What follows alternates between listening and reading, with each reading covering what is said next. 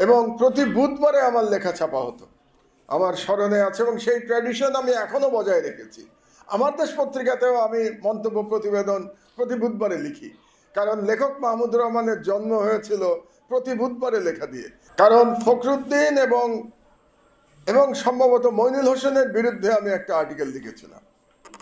ওই আর্টিকেলের পরে ডিজিএফআই থেকে চাপ দেওয়া হলো নয়া দিগন্তকে যে মাহমুদুর রহমানের লেখা আর ছাপানো হবে না।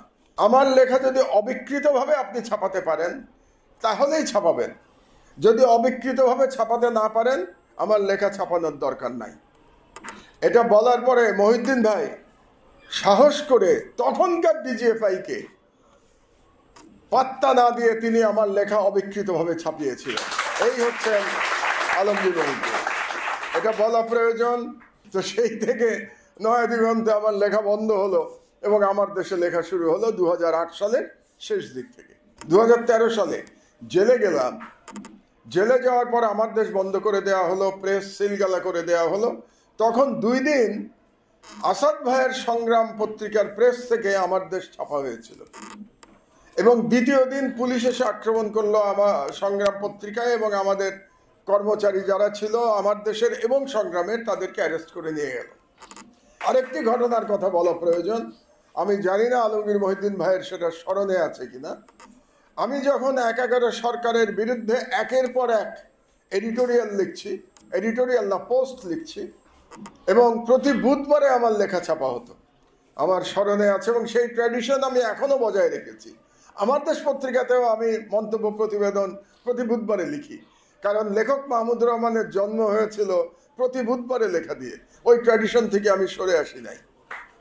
তো সেই সময় একটি লেখা নিয়ে তৎকালীন ডিজিএফআই খুব আপত্তি জানিয়েছিল। ঠিক ডিজিএফআই না, আপত্তিটা শুরু হয়েছিল ফখরুদ্দিনের অফিস থেকে। কারণ ফখরুদ্দিন এবং সম্ভবত মইনুল হোসেনের বিরুদ্ধে আমি একটা আর্টিকেল লিখেছিলাম। ওই আর্টিকেলের পরে ডিজিএফআই থেকে চাপ দেওয়া হলো নয়া দিগন্তকে যে মাহমুদুর রহমানের লেখা আর ছাপানো হবে না। তখন আমার আরেকটা লেখা আলমগীর মহিউদ্দিন ভাইয়ের টেবিলে ছিল এবং তাদেরকে বলা হয়েছিল এই লেখাটি এডিট করতে হবে। তো মহিউদ্দিন ভাই আমাকে ফোন করলেন, ফোন করে বললেন, মাহমুদ ভাই আপনাকে নিয়ে তো খুব বিপদে আছি, ডিজিএফআই চাপ দিয়েছে, আপনার লেখা ছাপানো যাবে না, যদিও বা আমরা লেখা ছাপাই তাহলে এটাকে এডিট করে স্যানিটাইজ করে লেখা ছাপাতে হবে, আপনি কি বলেন? আমি বলেছিলাম, মহিউদ্দিন ভাই আপনাকে ধন্যবাদ, আমার লেখা যদি অবিকৃতভাবে আপনি ছাপাতে পারেন তাহলেই ছাপাবেন, যদি অবিকৃতভাবে ছাপাতে না পারেন আমার লেখা ছাপানোর দরকার নাই। এটা বলার পরে মহিউদ্দিন ভাই সাহস করে তখনকার ডিজিএফআইকে পাত্তা না দিয়ে তিনি আমার লেখা অবিকৃতভাবে ছাপিয়েছিলেন। এই হচ্ছেন আলমগীর মহিউদ্দিন, এটা বলা প্রয়োজন, কারণ আপনারা জানেন না এবং এই ইতিহাসগুলো আসলে বর্ণনা করা প্রয়োজন, না হলে বাংলাদেশের জার্নালিজমের ইতিহাস রচিত হবে না। বাংলাদেশের জার্নালিজমের সঠিক ইতিহাস রচিত হতে হলে এই যে লড়াইটা সম্পাদকদের, এই লড়াইটা আপনাদের জানা আবশ্যক। তাহলে আপনারা ভবিষ্যতে আলমগীর মহিউদ্দিন হতে চাইবেন যদি ইতিহাসটা জানেন। এ তো গেল আলমগীর ভাইয়ের সাথে আমার 2 বছরের লেখালেখির গল্প। তারপরে আমার দেশ আসলো। আমার দেশ আসার পরে আমার সহকর্মীরা, আজকে এই মুহূর্তে কেউ নাই, আবদাল আহমেদ, আবদুল্লাহ, তারা খুব আপত্তি জানালো যে আপনি এখন আমার দেশের সম্পাদক, আপনি যদি নয়া দিগন্ততে লেখেন তাহলে আমাদের ইজ্জত কমে যায়, এখন আপনাকে আমার দেশে লিখতে হবে। তো সেই থেকে নয়া দিগন্তে আমার লেখা বন্ধ হলো এবং আমার দেশে লেখা শুরু হলো 2008 সালের শেষ দিক থেকে। এরপরে আসি আবুল আসাদ ভাই। আসাদ ভাইয়ের সাথে আমার সম্পর্কটা অন্য জায়গায়, মামলার সম্পর্ক, এটা অন্য সম্পর্ক এবং মামলার সম্পর্কটা দুঃখজনক। কারণ আমি যখন 2013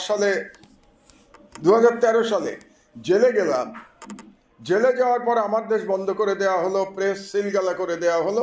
তখন 2 দিন আসাদ ভাইয়ের সংগ্রাম পত্রিকার প্রেস থেকে আমার দেশ ছাপা হয়েছিল এবং দ্বিতীয় দিন পুলিশ এসে আক্রমণ করলো আমার সংগ্রাম পত্রিকায় এবং আমাদের কর্মচারী যারা ছিল আমার দেশের এবং সংগ্রামের তাদেরকে অ্যারেস্ট করে নিয়ে গেল এবং ওই কারণে মামলা দিল আমার মায়ের বিরুদ্ধে এবং আবুল আসাদ ভাইয়ের বিরুদ্ধে, দুইজনের বিরুদ্ধে। কাজে দুইজন ওই যে বলে না মামলাতে কেস পার্টনার। সো আমার দেশ নিয়ে আবুল আসাদ ভাই এবং আমার মা কেস পার্টনার। কাকতালীয়ভাবে দুইজনের বয়স একই, আমি যতদূর জানি। আমার মায়ের বয়স 87 বছর। তো আমার ধারণা আবুল আসাদ ভাইয়েরও আমি শুনেছি ওনার বয়সও নাকি 87 বছর। দুজন একই বয়সের এবং একই মামলার আসামি। তো এই কারণে আসাদ ভাইয়ের সাথে আমার আবার অন্যরকম সম্পর্ক, মামলার সম্পর্ক।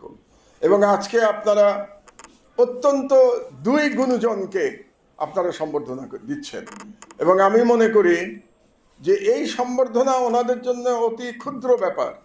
আসাদ ভাই বাংলাদেশের অন্যতম শ্রেষ্ঠ লেখক হিসাবে আমি মনে করি বাংলাদেশের। তার প্রকাশিত বইয়ের সংখ্যা আমি নিজেও জানি না, এত বেশি তার প্রকাশিত বইয়ের সংখ্যা। কিন্তু আবুল আসাদ ভাই এই পোড়া দেশে তার যোগ্য সম্মান পান নাই, কারণ তিনি ইসলামপন্থী মানুষ।